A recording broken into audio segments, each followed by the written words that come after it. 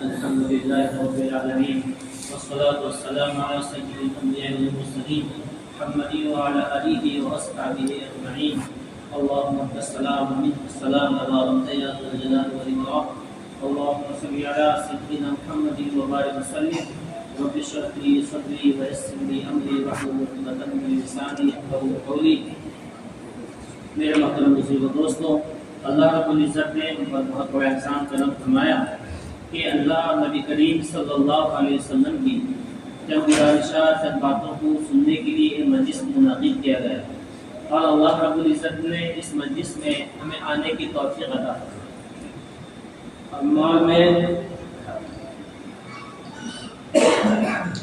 اور میں آپ حضرات کے سامنے اسی بات کو سے بتانا چاہوں گا کہ میں آج قاری صاحب اچانک فون کیے تو میں اسی وقت پڑھانے کے لیے گیا بچوں کو، تو ایک آیت آیا تو میں اسی وقت میرے ذہن میں آیا کہ اس کی تفسیر کو آپ کے سامنے رکھیں.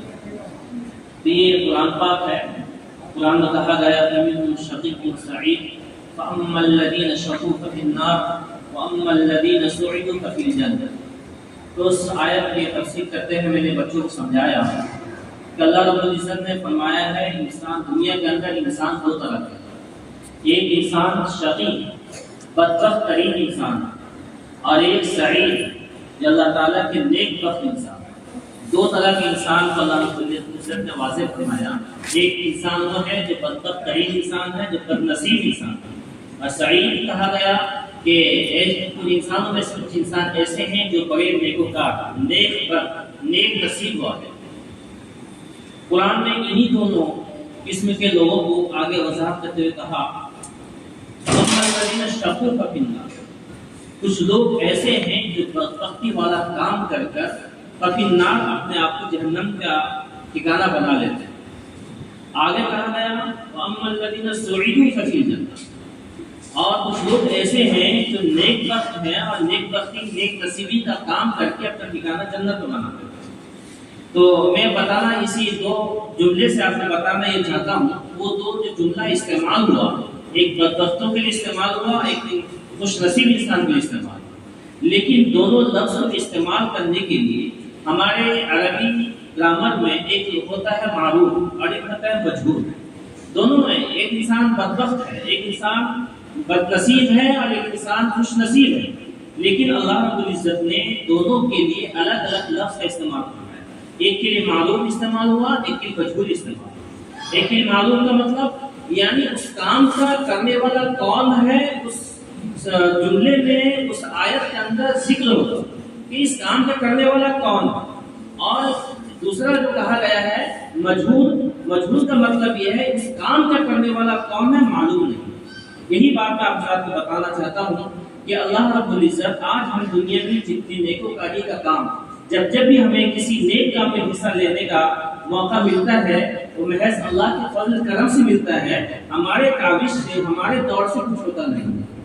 تو قرآن نے کہا فَأَمَّا الَّذِينَ شَقُوا، وہ لوگ جو بدبخت بنے یعنی اللہ کی نافرمانی کر کے اپنے نام اعمال میں ایمان کے علاوہ کچھ جمع نہیں فرمایا، اس کے لیے اللہ نے جو لفظ استعمال کیا وہ بدبختی، وہ نافرمانی والے کام، اللہ اور رسول ناراض کرنے والے کام، وہ جو کرتا ہے اپنے خود سے کرتا ہے، اس کو کوئی کراتا نہیں ہے. کراتا اگر ہوگا تو وہ اپنا اگر قرآن کے اندر کہا گیا ہے کہ یا تو انسان کا مربی اللہ ہوگا یا کہ انسان کا مربی شیطان ہوگا.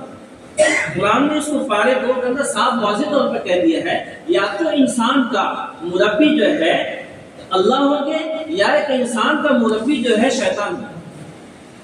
اور جس کے اللہ تعالیٰ نیک انسان جو ہوتے ہیں جن کے مربی اللہ ہوتے ہیں، اللہ تعالیٰ کہتا ہے میں ان کو تاریکیوں سے گناہوں والی زندگی سے نکال کر فرما برداری والی زندگی یعنی تاریکی سے لے کر رات سے نکال کر اس کو روشنی والی زندگی دیتا ہوں. اور جس کا سرپرست جو ہے مربی شیطان ہوتا ہے، وہ جو انسان جو ہے وہ نور روشنی ہدایت کی طرف جانے کے بجائے وہ گمراہیت ضلالت اللہ کی نافرمانی والے راستے پر اپناتا ہے. تو میں یہ کہنا چاہتا تھا کہ قرآن نے لفظ استعمال کیا شقو، وہ لوگ بدبخت بنے یعنی اپنے خود فعل سے، اپنے عمل سے، اپنے کردار سے، اپنے قول سے وہ اپنے آپ کو جہنم کو گھسنے کا، لیکن یہ تھا بدبخت انسان کے لیے تھا، جو بندنصیب انسان ہے، جو اس دنیا میں آ کر اللہ نے کس مقصد کے لیے بھیجا تھا اس مقصد کو پہچانا نہیں، جانا نہیں۔ وہ سوچا میرا مرضی، میرا مال، میرا مرضی، میرا وقت، میرا مرضی، ہر چیز میں اس نے اپنا میرا استعمال، میں جیسا چاہوں گا استعمال کروں گا۔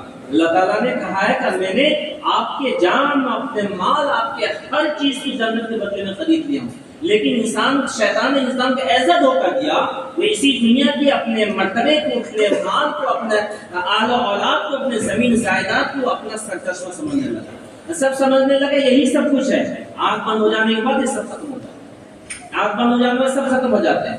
تو میرے محترم بزرگوں دوستوں، لیکن نیک بخت انسان اسی وقت بنے گا جب اللہ تعالیٰ کا توفیق شامل حال رہے گا۔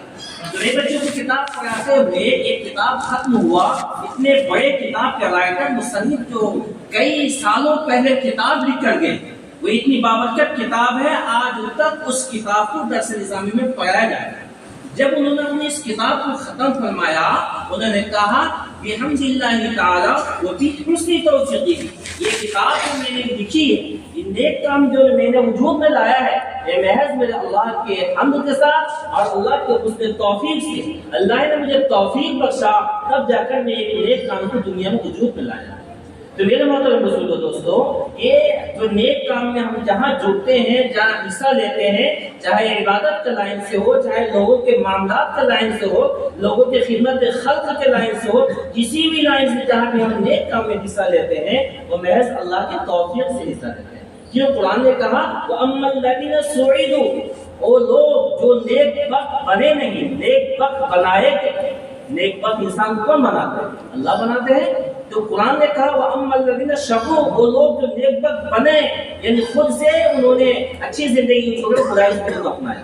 جب نیک بخت کا تذکرہ آیا اللہ تعالیٰ نے تو وَأَمَّا الَّذِينَ سُعِدُوا، بہرحال وہ لوگ جنہیں نیک بخت بنایا گیا۔ اس سے ترجمے سے صاف ہمیں پتہ چلتا ہے ہم خود نیک بن نہیں پائیں گے، ہم خود اللہ کے ولی بن نہیں پائیں گے جب تک اللہ تعالیٰ کا توفیق شامل حال نہیں رہے گا۔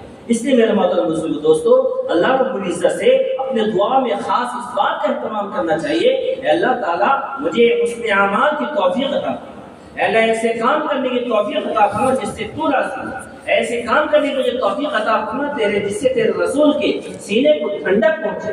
تو جو نیک کام ہم لوگ کرتے ہیں، یہ ہمارا یہ بیٹھنا، ہمارے اس مجلس میں شریک ہونا، اس بابرکت مجلس ہم جو بیٹھے ہیں، یہ اللہ نے ہمیں توفیق دیا ہے، یہ اللہ نے ہمیں توفیق دیا ہے۔ اس لیے جو بھی نیک کام کرے کبھی اس پر عمل، اس پہ تکبر، سوچے میں نے کیا، کبھی نہیں۔ اللہ تعالیٰ جب تک آپ کو توفیق نہیں دیں گے، آپ کوئی نیک اعمال اس نکال میں آپ کے آگے بڑھ نہیں سکتے۔ اس لیے اللہ نے قرآن کے اندر کہا وَأَمَّا الَّذِينَ سُعِدُوا، بہرحال وہ لوگ جنہیں نیک بخت بنایا گیا، جنہیں نیک کام کرنے کا توفیق دیا گیا ہے، وہ کون دینے والا جنہیں نیک بخت بنایا گیا؟ وہ اللہ تعالیٰ دیتے ہیں۔ پھر انسان وہ نیک اعمال کر کے اپنے آپ کو جنت کا مستحق بناتا ہے۔